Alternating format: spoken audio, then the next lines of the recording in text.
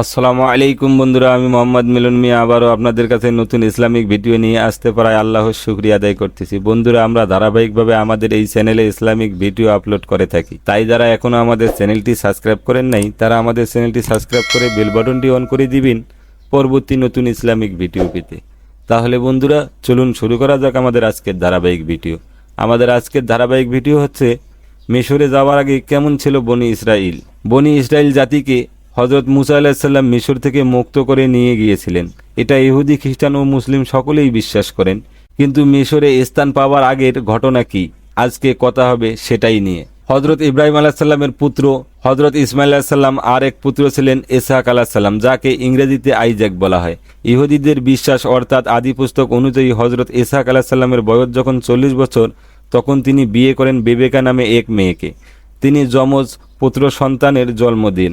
একজনের নাম ঈসা, আরবে যাকে ঈশ বলে, আর অপরজন ছিলেন হজরত ইয়াকুব আলাইহিসসালাম বা জ্যাকব। তাদের ঘটনাগুলো বর্ণনা করবার ক্ষেত্রে আমরা ইসলামী ফাউন্ডেশন থেকে প্রকাশিত ইবনে কাসির রহমাতুল্লাহ রচিত আল বিদায়া ওয়ান নিহায়ার ইসলামের ইতিহাস আদি গ্রন্থ 428 থেকে 439 পৃষ্ঠাকে রেফারেন্স হিসেবে ব্যবহার করব। এছাড়াও ইহুদিদের তাওরাতের আদি পুস্তক ও তাদের নীতিবাক্য ও তফসির গ্রন্থ মিদ্রাস ও ব্যবহৃত হবে। এক্ষেত্রে ইহুদি কিতাবগুলোতে কিছু অদ্ভুত কাহিনী বর্ণনা রয়েছে যা ইসলামী কিতাবগুলোতে পাওয়া যায় না। যেমন বলা আছে, হজরত ইয়াকুব আলাহিসাল্লাম এর চেয়ে বড় সন্তান ঈশের প্রতি বাবা হজরত ইসহাক আলাহিসাল্লামের বেশি ভালোবাসা ছিলেন। কিন্তু বেবেকার একটি চালের কারণে হজরত ইয়াকুব আলাহিসাল্লাম বাবার আশীর্বাদ পুষ্ট হয়ে ওঠেন, কিন্তু ঈশ হননি। এতে ঈশ হজরত ইয়াকুব আলাহিসাল্লামের প্রতি ক্ষিপ্ত হয়ে ওঠেন। ফলে মায়ের পরামর্শ হজরত ইয়াকুব আলাহিসাল্লাম চলে যান গন্তব্যে হারান মরুভূমির দিকে। তবে এরপরের কাহিনীগুলো নিয়ে তেমন মতভেদ নেই। হজরত ইয়াকুব আলাহিসাল্লাম বীরশেবা থেকে বেরিয়ে হারান মরুভূমির দিকে যাচ্ছিলেন, ঠিক যেমনটা আগের পূর্বে বলা হয়েছিল। সেখানে তিনি সন্ধ্যার পর ঘুমালেন, স্বপ্ন দেখলেন যে পৃথিবী থেকে একটি সিঁড়ি উপরে উঠে গেছে, সেখানে আল্লাহর ফেরেশতা উঠানামা করছে। স্বপ্নে আল্লাহ তাকে জানালেন যেখানে হজরত ইয়াকুব আলাহিসাল্লাম শুয়ে আছেন সে ভূমি তিনি তাকে দান করবেন এবং তার বংশধরকেও দান করবেন। তার বংশধরেরা পৃথিবীতে ছড়িয়ে পড়বে। স্বপ্ন দেখে তিনি জেগে উঠলেন। এই সিঁড়ির স্বপ্ন জ্যাকব ল্যাটার টিম নামে পরিচিত। এ স্বপ্নের মাধ্যমে তিনি পবিত্র ভূমির প্রতিশ্রুতি পান। আর ইহুদি ও খ্রিস্টানরা হলো হজরত ইয়াকুব আলাইহিসসালামের বংশধর। লুজ নামের সে জায়গার নাম দিলেন বেথেল, যা আরবিতে বাইতুল্লাহ রাখলেন।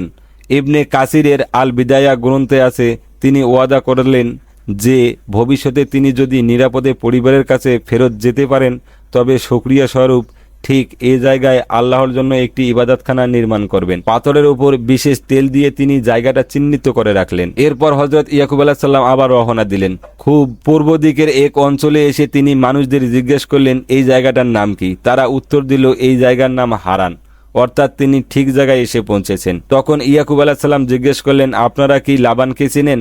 আসলে লাবান হচ্ছে ইয়াকুব আলাইহিসসালামের মামা। লাবানের কাছেই এসেছিলেন তিনি। ইয়াকুব আলাইহিসসালামের মা তাকে যেভাবেই বলেছিলেন তিনি ঠিক সেভাবেই কাজ করছেন। তারা বলল জি চিনি, তিনি ভালো আছেন। ওই যে দেখুন আপনার মামার মেয়ে রাহেলা ভেড়ার পাল নিয়ে আসছেন। দেখা গেল রাহেলা তার বাবার ভেড়াগুলো নিয়ে সেখানে আসছেন। তাকে আসতে দেখে ইয়াকুব আলাইহিসসালাম দ্রুত এগিয়ে কুয়ার মুখ থেকে পাথর সরিয়ে দিয়ে ভেড়াগুলোকে পানি খাওয়ালেন। এরপরেই ইয়াকুব আলাইহিসসালাম রাহেলাকে সব খুলে বললেন যা যা হয়েছে। রাহেলা দৌড়ে গিয়ে বাবাকে ডেকে আনলেন।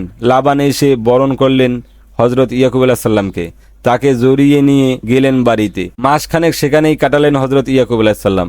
এ সময়টা লাবানের নানান রকম কাজকর্মে ব্যস্ত ছিলেন। তখন লাবান বললেন তুমি আমার আত্মীয় দেখে কি বিনা বেতনে খেটে যাবে? বলো তোমাকে কি দিতে পারি। উত্তরে ইয়াকুব আলাইহিসসালাম জানালেন আমি আপনার ছোট মেয়ে রাহেলার জন্য 7 বছর আপনার কাজ করব।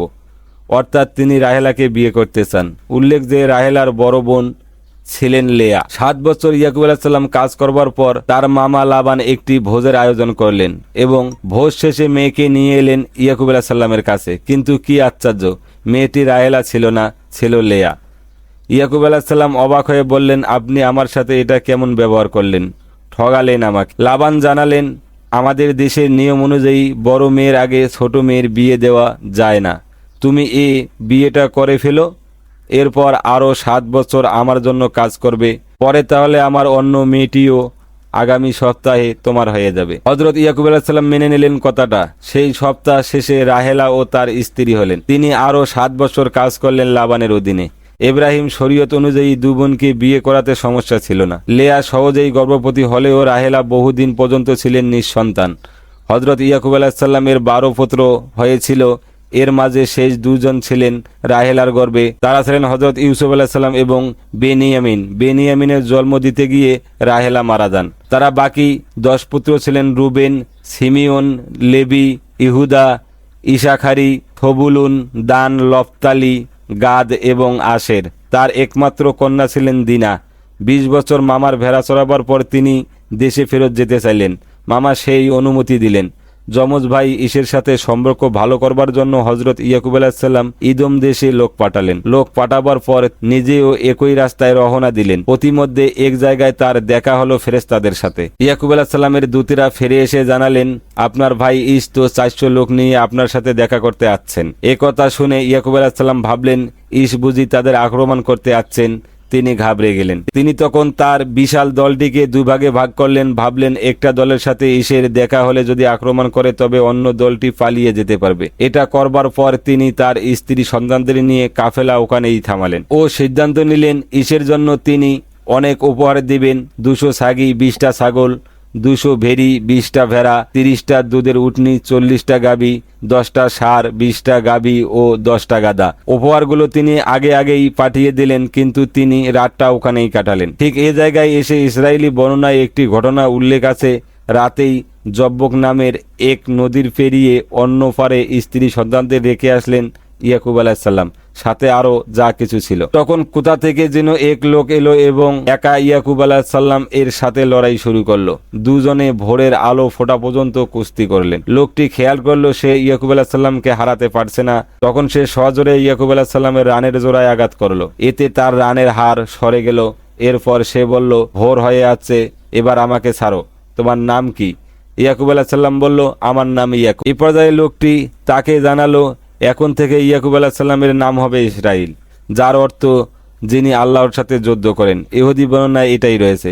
ইয়াকুব আলাইসাল্লাম লোকটির নাম জিজ্ঞেস করলেন, কিন্তু লোকটির নাম না বলেই উদাও হয়ে গেল। তখন ইয়াকুব আলাইসাল্লাম বুঝতে পারলেন লোকটি আসলেই ফেরেশতা। কিন্তু এই মল্লযুদ্ধের সাথে ইসরাইল নামের সম্পর্ক কি, সেই বিষয়ে ইসলামী ব্যাখ্যা গ্রন্থে কোনো বর্ণনা নেই। তবে ইবনে কাসির রহমাতুল্লাহর ঘটনা তার কিতাবে উল্লেখ করেছেন, তবে ব্যাখ্যা করেননি। ইহুদিরা এই ঘটনা স্মরণ করে কোনো প্রাণীর রানের জোড়ার উপরকার মাংস বা গোস্ত খায় না, এটা তাদের জন্য হারাম। এ ঘটনার পর হজরত ইয়াকুব আলাইসাল্লাম খোঁড়া হয়ে যান। তবে ইয়াকুব আলাইসাল্লাম যে ভয়টা পাচ্ছিলেন সেটি মিথ্যে ছিল। ইস পরের দিন যখন এলেন তখন দু ভাইয়ের মিলন সুখেরই ছিল। ইস যখন ইয়াকুব আলাইসাল্লাম এর স্ত্রী পুত্রদের দেখে খুশি হয়েছিলেন, ইয়াকুব আলাইসাল্লামের শত অনুরোধে ইস উপহারগুলো গ্রহণ করেন। এরপর তিনি শাকিম এলাকায় উর সালিম নামের এক গ্রামে পৌঁছান। সেখানে শাকিম ইবনে জামুরের এক টুকরো জমি তিনি 100 ভেড়ার বিনিময়ে কিনে নেন ও সেখানে তিনি একটি কোরবানগার নির্মাণ করেন। সেটির নাম তিনি রাখেন এল এলাহি ইসরাইল, ইসরায়েলদের মাবুদেই আল্লাহ। ইবনে কাসির রহমাতুল্লাহ আল বিদায়া ও নিহায়া কিতাবে লিখেছেন, এ কোরবানগার নির্মাণের আদেশ আল্লাহ দিয়েছিলেন হযরত ইয়াকুব আলাইহিসসালামকে। এটি আজকের বাইতুল্লাহ মুকাদ্দাস। এটা সেই জায়গা ছিল যেখানে তিনি তেল দিয়ে চিহ্নিত করে রেখেছিলেন এবং নিজে ওয়াদা করেছিলেন। তাহলে বন্ধুরা, এখনো কি কিছু বুঝতে পেরেছেন?